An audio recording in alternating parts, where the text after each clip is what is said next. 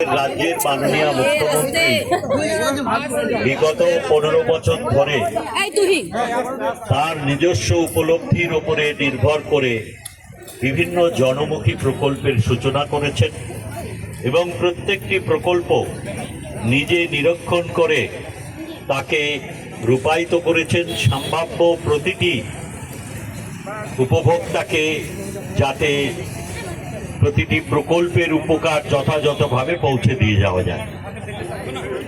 তার একটি অভিনব প্রকল্প ছিল দুয়ারে সরকার।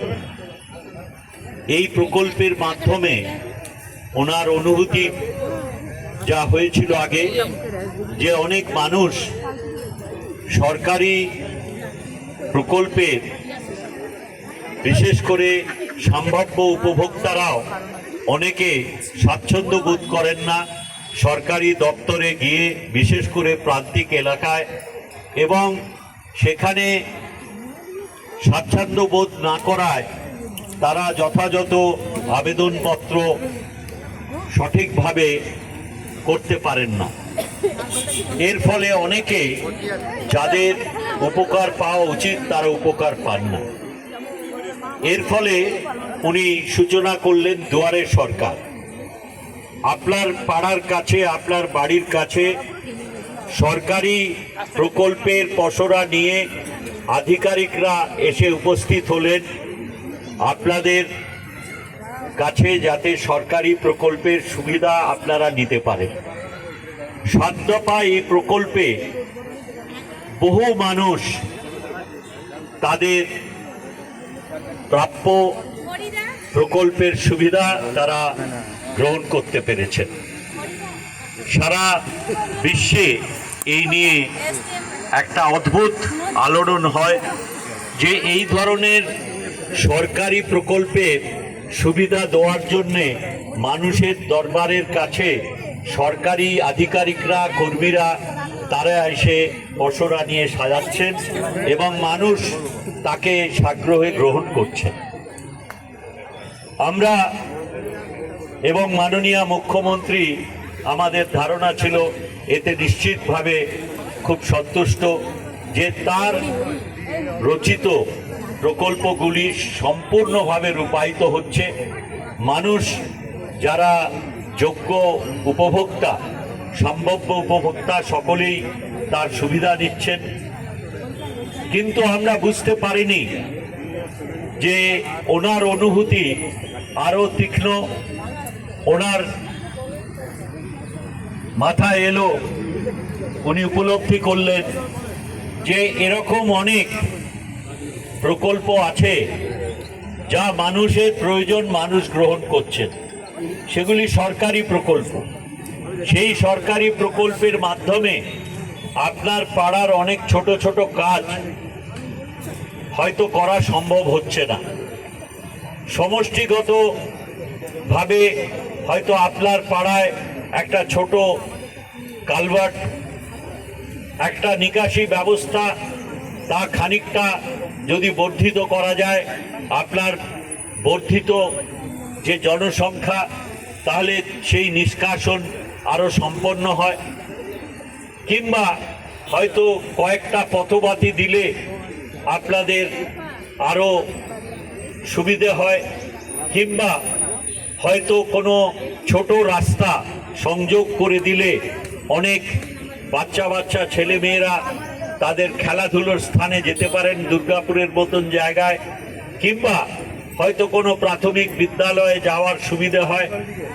এই ধরনের কাজগুলো সরকারি প্রকল্পের মাধ্যমে, যেখানে বড় আকারের প্রকল্প এবং কাজ করানো সম্ভব হয়, সেখানে এই ধরনের কাজ যথাযথভাবে করা যাচ্ছে না। এই অনুভূতির থেকে উনি একটি প্রকল্প চালু করলেন, আপনার পাড়া আপনার সমাধান। অর্থাৎ কিনা আপনার পাড়ার প্রতিটি বুথকে পাড়া হিসেবে ধরে নিয়ে ৮০,০০০ বুথ আছে পশ্চিমবঙ্গের রাজ্যে। সেখানে মা ভাই বোনেরা এসে তারা নির্ধারণ করবেন কোন কাজটি হলে তাদের পাড়ায় আরো বেশি স্বাচ্ছন্দ্য বোধ করবেন। একটা সীমা বেঁধে দিলেন। আপনারা জানেন প্রায় 2 লক্ষ কোটি টাকার ওপর কেন্দ্র যে আমাদের এখান থেকে কর নিয়ে যায়, সেই করের একটা অংশ বিভিন্ন প্রকল্পের সহায়তা হিসেবে ওনারা পাঠান। সেই অঙ্ক 2021 সালে তাদের দর্পচূর্ণ এবং স্বপ্ন ভঙ্গ হওয়ার পরেই তারা পশ্চিমবঙ্গের মানুষকে বিভিন্নভাবে বঞ্চিত করার চেষ্টা করছেন। তার অঙ্গ হিসেবে 2 লক্ষ কোটি টাকার বেশি আমাদের ভারত সরকার, বিজেপি শাসিত সরকারের কাছ থেকে প্রাপ্য। তা না পাওয়া সত্ত্বেও যে আর্থিক প্রতিকূল অবস্থা, তার ভেতরেও মাননীয় মুখ্যমন্ত্রী এই 80,000 বুথে প্রত্যেকটিতে 10 লক্ষ টাকা সীমা নির্ধারণ করে বললেন, আপনাদের চাহিদা আপনারা পূরণ করুন, সরকারি ব্যবস্থাপনার ভেতরে তা রূপায়িত হবে। অনেকে অনেক ব্যঙ্গ করেছিলেন, অনেকে বলেছিলেন এগুলো সব ভাঁওতা, যেরকম ওনারা দিতে অভ্যস্ত ছিলেন এবং আছেন। তারা ভেবেছিলেন বুঝি তৃণমূলের নেত্রীও এখন সেই পথে হাঁটবেন। অনেকে বলেছিলেন এই অর্থ পাওয়া যাবে না, ঠিকাদারদের বলা হচ্ছিল আপনারা কাজ করবেন না। আমি অত্যন্ত আনন্দের সঙ্গে বলি, আমাদের এই দুর্গাপুর এবং পার্শ্ববর্তী এলাকা এবং এই পুরো জেলায় যে অর্থের প্রয়োজন ছিল 10 লক্ষ টাকা করে প্রত্যেকটি বুথে দেওয়ার জন্য, তার 80 ভাগ অর্থ আমাদের জেলায় পৌঁছে গেছে এবং প্রত্যেকটি জায়গায় কাজ শুরু হয়েছে। আজকে সেইভাবে এই 9 নম্বর ওয়ার্ডে যে কাজ শুরু হয়েছে, আরও 13টি ছোট ছোট প্রকল্প, তার কাজের সূচনা করার জন্য আমরা এখানে সম্মিলিত হয়েছি। আপনাদের কাজ মাননীয় মুখ্যমন্ত্রী পশ্চিমবঙ্গের মমতা ব্যানার্জির মস্তিষ্ক উদ্ভূত এই প্রকল্পের দ্বারা তা রূপায়িত হচ্ছে। আজকের এই কাজে উৎসাহ দানের জন্যে এবং সাক্ষী থাকার জন্য এই সূচনা অনুষ্ঠানের আমার সহকর্মীরা এখানে আছেন আমাদের এখানের বরিষ্ঠ সমাজকর্মী শ্রী রাজীব ঘোষ আছেন, আমাদের ভাই কৌশিক, আমাদের মহিলা সংগঠনের বিশেষ নেত্রী এবং সমাজকর্মী রুমা গাঙ্গুলি